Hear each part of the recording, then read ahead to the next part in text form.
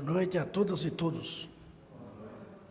Com alegria que nós nos reencontramos em mais uma oportunidade nesta fraternidade, desta vez rememorando os 35 anos e nessa rememoração estamos também comemorando. A palavra comemorar significa lembrar junto. Então nós estamos relembrando junto aos trabalhadores de agora, os trabalhadores que fundaram, os trabalhadores que se reuniram para trazer para nós um oásis de esperança, de soerguimento, de escola, para que o Evangelho fosse apresentado, seja apresentado na sua face mais acolhedora e esclarecedora. E também para conversar um pouco sobre Jesus e os novos tempos.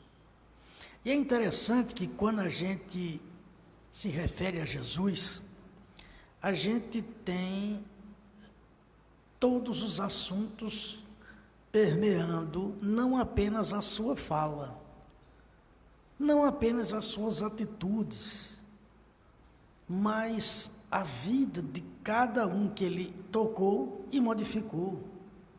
A vida de cada um que, em estando pronto para receber a mensagem, pronto não apenas no sentido de receptivo, mas no sentido principal de compreender e promover a transformação.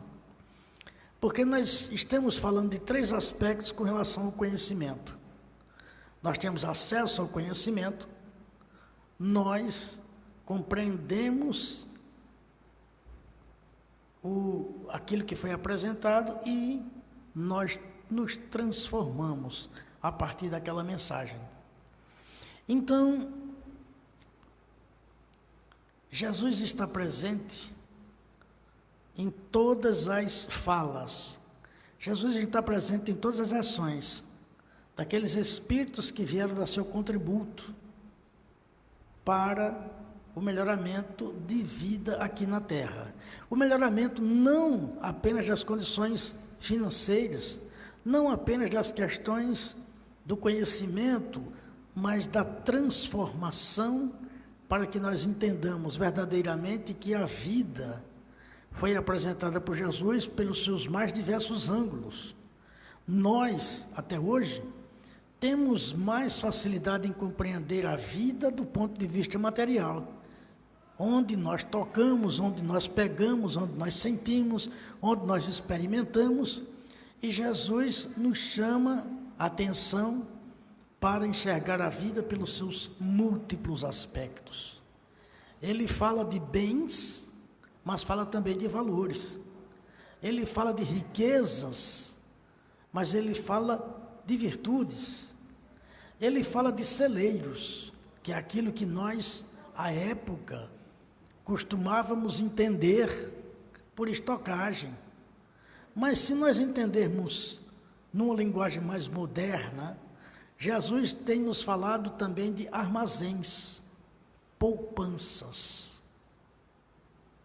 Então, ele nos convida a pensar como nós estamos armazenando, estocando, poupando.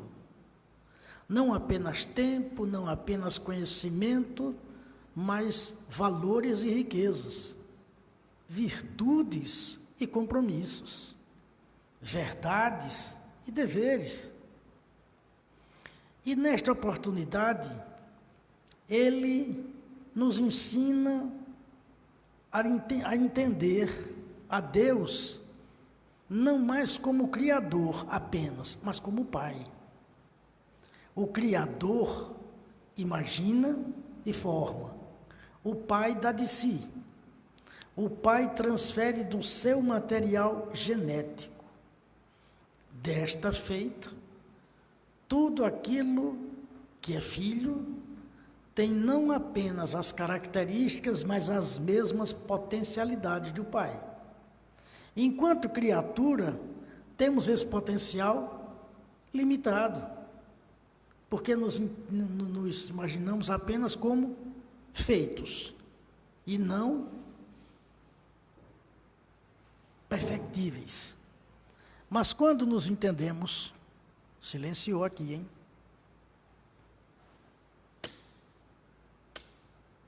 Agora? Ainda não?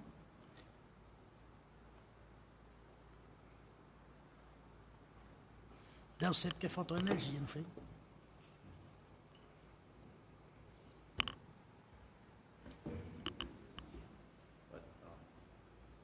Agora. Então, quando a apresentação de Jesus nos traz a ideia do Pai, para nós ainda é uma ideia imaterial, apesar de termos as mesmas condições de perfectibilidade em potencial, mas aí ele nos apresenta, junto a este mesmo conceito, junto a esta mesma regra, que nós, para a aplicação, para a prática deste amor ao Pai, devemos amar o outro que também é filho. E aí, nós começamos a entender que as ideias falam do que hoje nós conhecemos como gatilhos mentais. E daqui a pouco nós vamos falar um pouquinho desses gatilhos mentais. Mas as ideias são pontos de vista, são conceitos, são regras, mas a ideia, apesar de ter energia, não é palpável, até que ela se transforme em ação. Mas enquanto eu entendo a ação, Jesus pede para que eu olhe o outro. O outro, que igual a mim, é também filho, portanto, irmão. Então, esse outro tem próton, tem nêutron, tem elétron, tem nervos, pensa, sente, respira, se move. Enquanto nem todas as criações se movem. Mas aí eu já não vejo apenas a criação no sentido estático, mas a manifestação divina. E aí um novo tempo é inaugurado. O tempo de entender a Deus como Pai e a entendermos-nos como fruto desse Pai. E aí, como ele sabia e sabe que as suas ideias seriam tomadas principalmente pelas religiões, ele diz a cada um de nós que nós somos sequestrados, nós somos caídos em arapucas pelos gatilhos mentais que nós próprios criamos. E que essas religiões falariam a esses gatilhos, mas não falaria do seu amor. Daí, o seu evangelho está sendo sempre para a gente um novo tempo. Daí, as suas mensagens hoje estarem sendo mais veiculadas do que qualquer outra época da humanidade, mas o seu evangelho não é vivido, ele é apenas divulgado. Porque a divulgação é a fala, a vivência está nos atos. E onde Jesus nos ha falado disso? Na parábola da figueira estéril. Porque ele fala aqui o que é uma árvore sem frutos. Porque nós estamos reconhecendo a árvore pelos frutos, e os frutos pelas árvores, mas se a árvore não dá frutos, o que é que ela produz? Ela produz apenas aquilo que encanta aos olhos, que pode até refrescar, mas não tira a sede. Vamos ver isso no capítulo 21 do Evangelho segundo o Espiritismo. Um outro ponto interessante é que Jesus também nos disse que não se coloca uma luz erma, que não se acende uma luz erma para ser colocada embaixo de um vasilhame, de um alqueire, da cama, mas que se colocasse sobre a candeia, no lugar onde alumie a todos, no lugar onde todos tenham acesso. Mas será que cada um de nós em ter acesso transforma? Mas Jesus não disse que tudo seria revelado. Ele disse que todos teriam acesso, porque a revelação se dá pela condição de compreensão que nós temos. Então, o novo tempo em que Jesus nos apresenta nessa passagem específica não é um tempo cronológico, mas é um tempo de amadurecimento, é um tempo de compreensão, um tempo de análise. E esse tempo ninguém força ninguém. Daí, nós estamos vendo que a maioria das religiões apresentam Jesus à sua maneira e não apresentam Jesus com a docilidade que Ele é, que Ele tem e que nos acolhe a todos. Se nós tivéssemos no Espiritismo apenas um material científico, seria mais uma ciência. Se tivesse apenas um material doutrinário, seria mais uma doutrina. Mas nós temos o Evangelho. E aí o consolo, o esclarecimento, e aí a docilidade, tudo foi posto em seu devido lugar. E é para nós fonte de consulta em todos os assuntos humanos. Por quê? Porque tendo o Espírito por objeto de estudo, não há assunto que não diga relação a nós espíritos.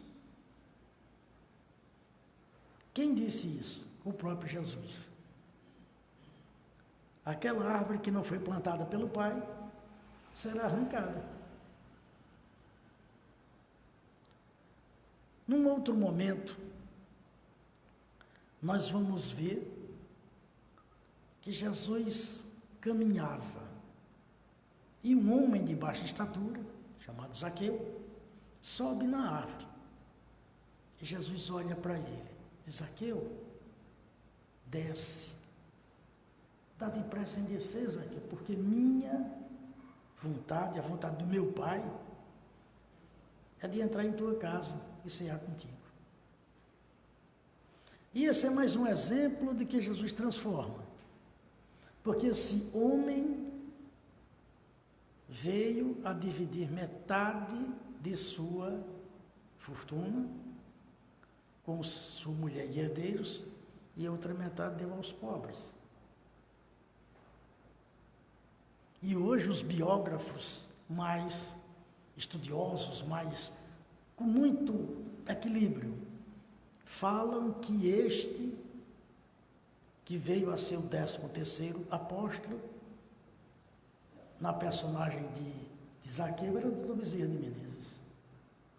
Então, nós estamos falando de um doutor Bezerra que há milênios vem nessa transformação, que fez a sua equipe, não é escolhendo no unidunité, essa foi antiga, não foi? Nunca mais eu tinha dito isso. De que as afinidades, as preparações, as capacitações, aquilo que nós vamos tendo de conhecimento e vamos nos aprofundando e vamos compreendendo e vamos nos transformando, nos capacita para voos maiores. Então, o doutor Bezerra que nós conhecemos hoje não é o mesmo doutor Bezerra que leu o Evangelho segundo o Espiritismo e descobri, ele próprio narra, ele próprio escreve, que tinha conhecimento de todas aquelas informações, ao ler o Livro dos Espíritos. Então, aquele tempo em que Dr. Bezerra reencontra o Evangelho, são novos tempos para Dr. Bezerra. E nós caminhamos um pouco mais e vamos ver que por mais de 50 anos, Dr. Bezerra receitou homeopatia através de Chico Xavier. E aí nós podemos pensar,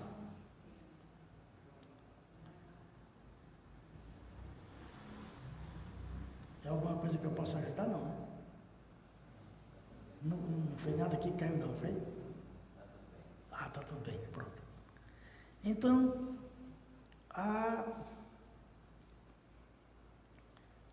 nós podemos pensar que os 50 anos que Dr. Bezerra e Chico fizeram essa parceria para receituar a homeopática, porque a homeopatia era de baixo custo. Será mesmo?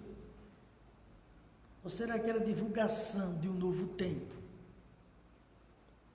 Onde a medicação não agride, a medicação corrige, e o corpo se encarrega do equilíbrio. Porque tudo rumo para o equilíbrio. Quem disse isso? Jesus. Eu sou o alfa e o ômega. Eu sou o alfa e o ômega. Letras gregas, né? Eu sou o princípio e o fim. E aí nós vamos ver que todos esses tempos promovidos por Jesus, diz a cada um de seus discípulos, cada um de seus apóstolos, cada um de que ele tocou a vida, que vale sim a pena buscar novos sabores, novos perfumes, novos sentidos, novas percepções, de que isso não é ser sobrenatural, isso é se inteirar sobre a nossa verdadeira essência.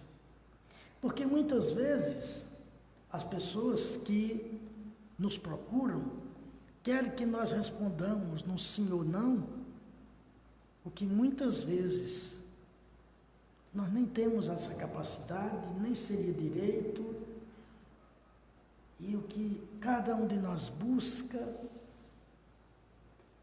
é encontrar essas verdades para acalmar tantas aflições. E na leitura de hoje, no exórdio de hoje, que nós ouvimos,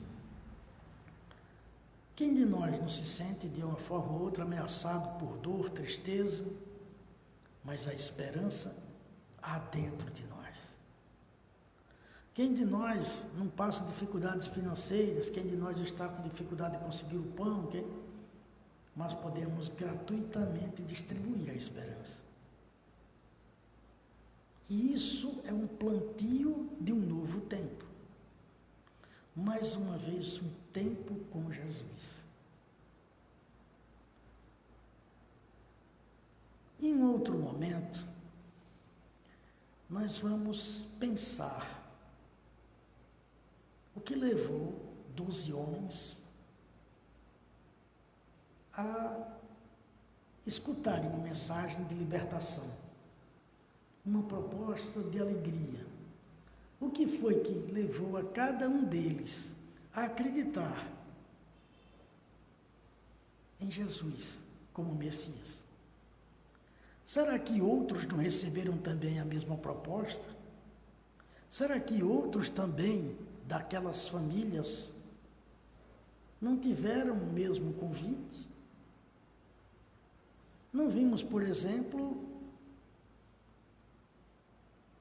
pais e mães dos discípulos, esposos, esposas, a se pronunciarem. Mesmo daquelas mulheres, chamadas mulheres caridosas, que acompanhavam sempre Jesus, Mas o que fez eles entenderem de forma diferente? Mas uma pergunta que Jesus faz: o que é que nós estamos fazendo diferente para que tenhamos um resultado diferente? O que mais nós estamos esperando? Isso está no capítulo 5 de Mateus, no versículo 48. O que nós estamos esperando de resultado diferente se fazemos do dia as mesmas coisas do mesmo jeito? E aí é aquilo que nós nos perguntamos: se a felicidade está posta ao nosso alcance de 100%, por que nós ainda não nos sentimos? Por que nós não estamos nessa felicidade, dessa forma plena? O que nos impede? Será que são ausências ou são excessos? E aí, antes de fazer todos esses questionamentos, vamos para as bem-aventuranças, onde ele diz: bem-aventurados os humildes, porque deles é o reino dos céus, trabalhando com a nossa essência divina. Se nós entendemos o reino dos céus, de paz, de saúde, de prosperidade, de harmonia, de bom convívio, a humildade é o passo em que nós estaremos nos oportunizando para prestar mais atenção, para receber as bênçãos do alto, as bênçãos dos armazéns infinitos do alto, que estão sempre abastecidos e distribuindo bênçãos o tempo todo, como o sol, por exemplo, que distribui bênçãos o tempo todo para a gente. E aí caminha, bem-aventurados que choram, mas não é qualquer choro. Não é qualquer choro. Porque a partir do momento em que nós despertamos pelo choro, não podemos passar o tempo todo chorando. É como se ele dissesse, numa forma mais organizada, que nós trocássemos o choro pelo suor. Para que nós não ficássemos sempre chorando, precisamos trabalhar. Mas trabalhar como? Aí vem a terceira bem-aventurança: com mansidão. Porque os mansos herdarão a terra, de Jesus. Eu posso estar enganado, mas essa tosse é de linda. É? É não, me pareceu demais. Bem-aventurados os mansos, porque herdarão a terra. Mas herdar a terra para quê? Para ser saciado de fome e sede de justiça. Não é justiça para com os outros, é para comigo. Eu preciso ser justo comigo. O que é que eu estou fazendo? O que é que eu estou me proporcionando? E a gente começa a ver então que Jesus nos traz as perspectivas maiores sobre a vida espiritual na Terra. Que nós temos uma ideia de que há dissociação entre a vida física e a vida espiritual. É uma e a mesma coisa. Nós estamos em mais um estágio. E aí vem os misericordiosos, que alcançarão misericórdia. E esses misericordiosos, que alcançaram misericórdia, é interessante a gente ver na pergunta 84 do Livro dos Espíritos. Kardec faz uma pergunta que para nós é motivo de reflexão, principalmente quando nós queremos entender esses novos tempos. Kardec pergunta que a vida física, ou se, melhor dizendo, se a vida física é uma preparação para a vida espiritual, ou se a vida espiritual é consequência da vida na Terra. Essa pergunta hoje, defendida e falada por muitos, entre aspas, doutores do Espiritismo, fecha aspas, porque se o Espiritismo veio como luz para todos, e a mediunidade é inerente a cada organismo humano, por que estamos escalonando espíritas? Por que estamos vendo esses doutores de espiritismo? Fecha aspas. Então, a pergunta de Kardec hoje é mais fácil da gente responder, mas por que Kardec fez a pergunta? Será que o que a gente está vivendo aqui vai levar a gente para o céu, em outras palavras? E os Espíritos respondem que a vida na Terra é mais um estágio. Mas por que a pergunta foi interessante naquele momento? Porque nos ensinaram que aquilo que nós estamos fazendo aqui determina o céu ou o inferno. Então a pergunta não era apenas apropriada, mas oportuna, para que a gente não tenha a ideia de céu como merecimento e de inferno como castigo. Porque se nós estamos aqui, é uma oportunidade de redenção, de aprendizado, de convivência, de desenvolvimento da humildade. Quando nós entendemos, por exemplo, que na gruta, e eu perguntei isso a meu dengue essa semana, na gruta de Belém, faltava alguma coisa? O que é que nós pensamos disso? Na gruta de Belém, faltava alguma coisa? Mas Jesus se fez criança, dependendo de José e de Maria. Que lição esse novo tempo nos ensinou? Porque, como diz Paulo de Tarso, não na carta aos Romanos, mas na carta aos Hebreus, que Jesus era um sacerdote, mas não como Melquisedeque. Porque Melquisedeque era um sacerdote espiritual, mas Jesus foi um sacerdote físico, submetido a todas as circunstâncias de lei que nós estamos aqui, exceto porque é um espírito puro. E aí as considerações dele mudam completamente. Esse nós não conhecemos, porque nós conhecemos de ouvir falar, não de saber. É como o Evangelho, que nós ainda estamos assim. Estamos apresentando cartaz aos outros, sem viver o que está no cartaz. É assim que muitas vezes eu me considero, apresentando cartaz aos outros, sem eu próprio viver o que está no cartaz, somente falando para que os outros entendam de alguma forma aquilo que está posto nos Evangelhos. Mas essa observação, essa nova compreensão de céu e inferno, é aquilo que Jesus veio nos apresentar como uma transição. Porque há quantos milênios nós estamos pensando nessa questão de céu e de inferno?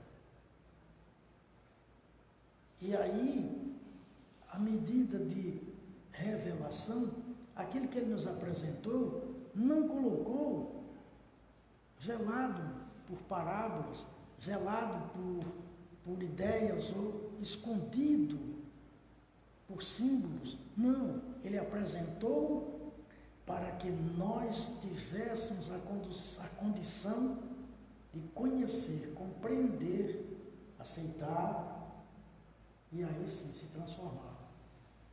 E para a caridade, para o amor, para tudo aquilo que ele distribuiu de bênçãos, não precisa de que ninguém traduza, porque ele próprio foi a tradução do amor.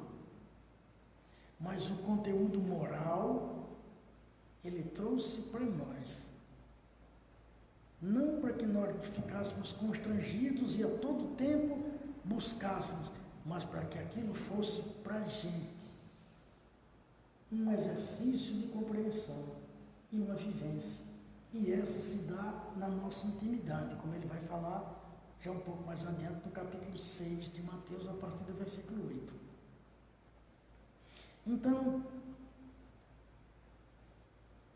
vamos trazer um novo tempo também, um tempo mais recente,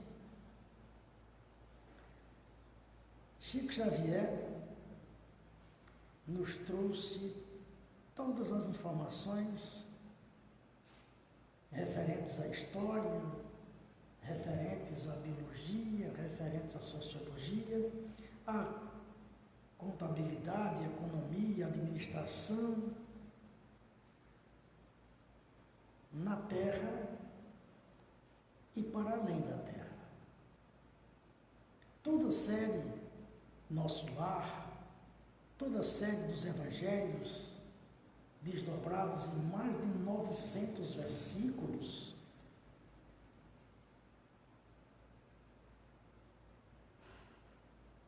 mas houve um momento em que, na Segunda Guerra, ou pós-Segunda Guerra, nós temos dois assuntos na mídia brasileira, sempre. O pós-guerra, os acontecimentos de guerra e suas consequências, e Chico Xavier com as suas psicografias. Chico Xavier com as mães, Chico Xavier com os jovens, Chico Xavier com... E foi através das mensagens de Chico Xavier que muitas dessas mães buscavam não apenas saber do relato que estava na carta, mas de como era a vida vivida daquele momento em diante pelos seus filhos, pelas suas filhas, pelos seus esposos, pelas suas afeições mais caras. E ele, Chico Xavier, presenteava os livros. E aí nós vamos ver livros como Nosso Lar, Mensageiros, Os Mensageiros, Missionários da Luz, Evolução dos Mundos, No Mundo Maior, Nos Domínios da Mediunidade, Libertação,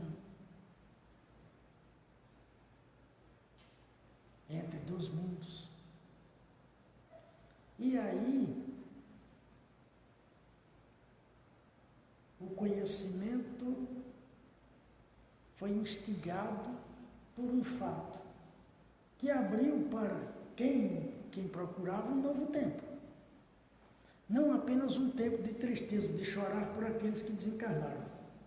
Olá, tudo bem? Obrigado. Bicho de toca, a gente está brincando de bicho de toca, tá certo? Alguém sabe o que é bicho de toca aqui não, né? Depois a gente explica. Então, Ana Clara sabe, né, Ana Clara? Ana Clara sabe, pega, né, Ana Clara? Então, quando as informações das cartas falavam, né, as informações falavam que a vida continua, saber só disso não era suficiente. Como a vida continua?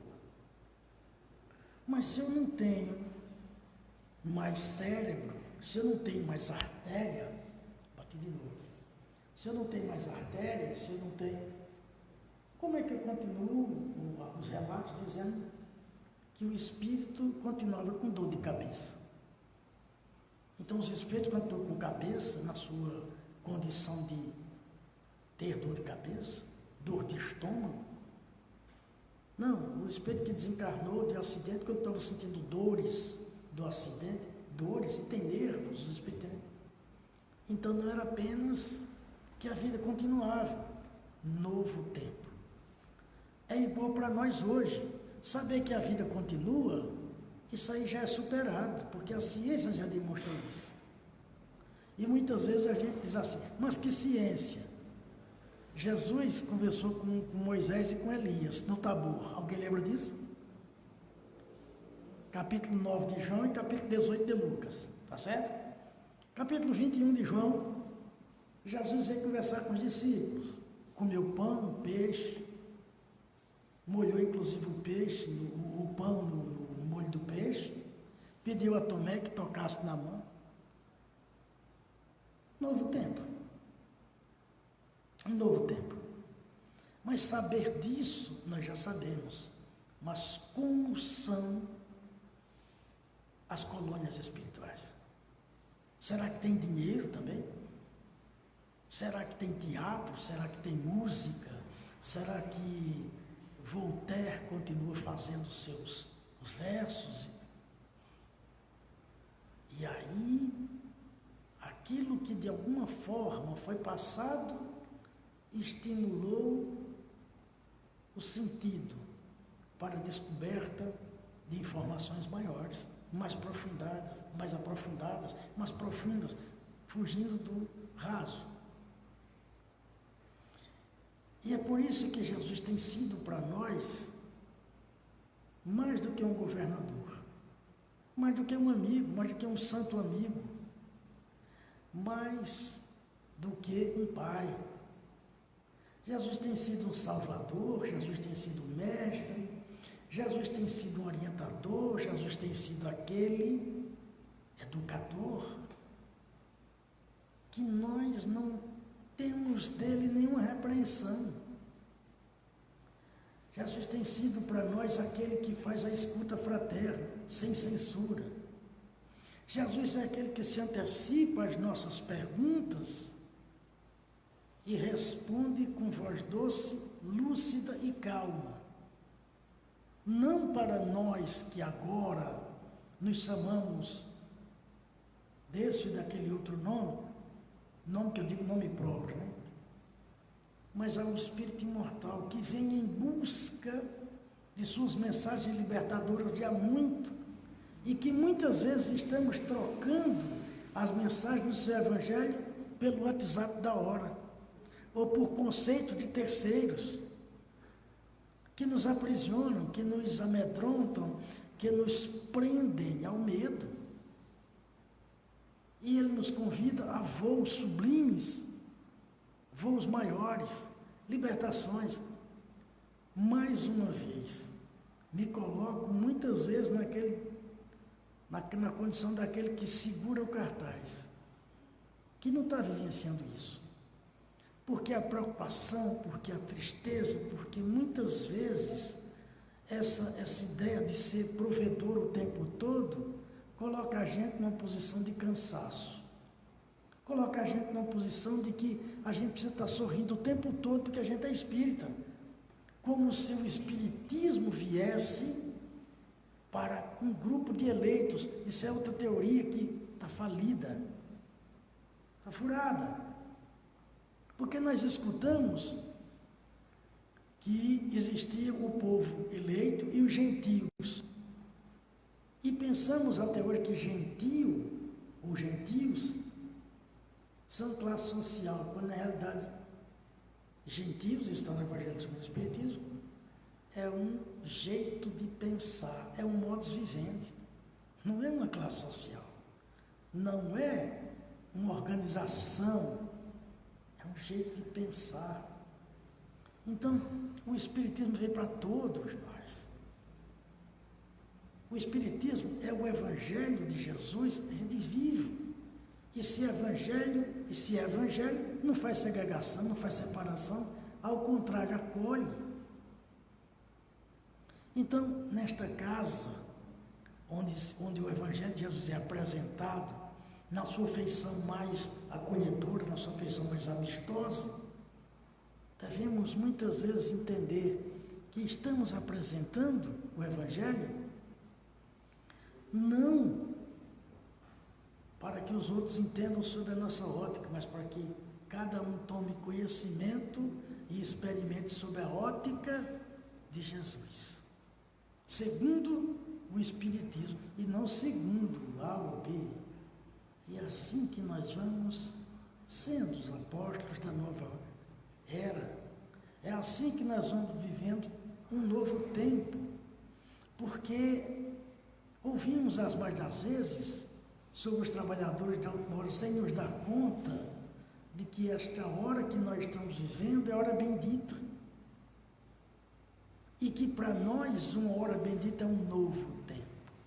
É o tempo onde a gente escuta a mensagem de Jesus, a voz de Jesus, e não mais deserte. E não mais caia nas tentações que tantas vezes tropeçamos e tantas vezes são nossos gatilhos mentais. que nós não nos arvoremos em melhores, mas estamos na condição de aprendizado como todos estão. De que se temos diferenciações em um ou outro ponto, mas outros pontos também nos fazem mais carentes. E aí estamos nos misturando uns aos outros para aprender o que ainda não sabemos e entendamos com os outros, e aquilo que nós já sabemos, partilhemos. E aí sim, estaremos amando ao Pai, e não mais amando a Deus, né? Através do irmão, através do outro de mim. E essa separatividade não seja entendida como sinão de formas.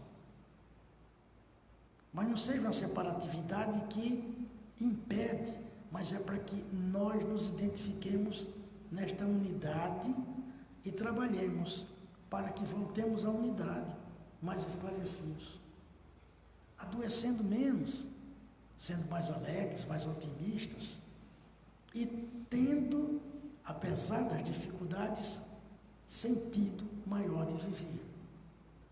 Porque pensar melhor, conhecer mais, pode até não modificar de imediato a situação em que nós estamos mergulhados, mas certamente vai nos dar pensamentos novos para novas ações, e através dessas novas ações consigamos acessar esses armazéns, esses celeiros divinos que estão o tempo todo nos convidando a novos tempos, a novas oportunidades, nos convidando a ter mais vida em abundância, abundância de vida, e não abundância de coisas da vida. E aí Jesus, para concluir realmente, Jesus diz assim: vinde a mim todos vós que estáis cansados, que eu vos aliviarei. E aí a gente diz, e por que não curar? Porque muitas vezes a nossa ideia de cura é para não fazer nada, ou para que a gente tenha apenas a diversão. Quando a gente sente o alívio, é como se a gente se comprometesse a caminhar melhor doravante, a pensar melhor, a agir melhor, a sentir melhor, e isso funciona como um estímulo ao trabalho, a perseverança, para que a gente não pense que o estudo seja apenas das questões materiais da vida. Jesus nos convida a enxergar o que nós estamos vivendo de forma mais ampla, que não só o material. Repetindo, ver a vida sob várias perspectivas. Ver o outro sob várias perspectivas. Nos ver sob várias perspectivas. E não apenas como de tal ou qual altura, de tal ou qual cor, com esse ou com aquele peso. Isso é uma identidade temporária. Jesus não nos convida para ser infelizes.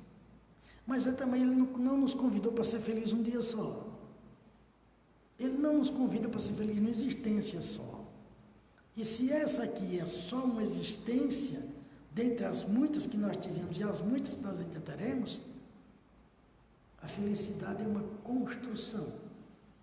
Não é aquilo que a gente faz um saque num caixa, né, rápido, num caixa de dizer 24 horas, mas isso é antigo que só andar para frente, né? Então, a felicidade é aquilo que a gente vai depositando, vai pegando, vai depositando, está sempre em movimento. E é nesse movimento, né, que ele veio e disse à samaritana que aquele que tomava água do poço ia sentir sede de novo. Mas daquilo que ele vai trazer, vai ser saciado de muitas dessas questões do ter. E vai buscar a compreensão do ser. Então, agradecendo a paciência de todo mundo, agradecendo mais um convite, né, desta casa, e que comemora 35 anos, e que não vem apenas 35 anos futuros, mas é preciso também que a gente estimule jovens a participarem, para que outros tenham a mesma oportunidade que nós temos ao entrar nessa casa, ao abraçar pessoas, ao nos encontrar com amigos destas e de outras romagens. Que o Cristo continue nos abençoando e vida longa a esta casa. Obrigado mais uma vez, doutor Bezerra e equipe.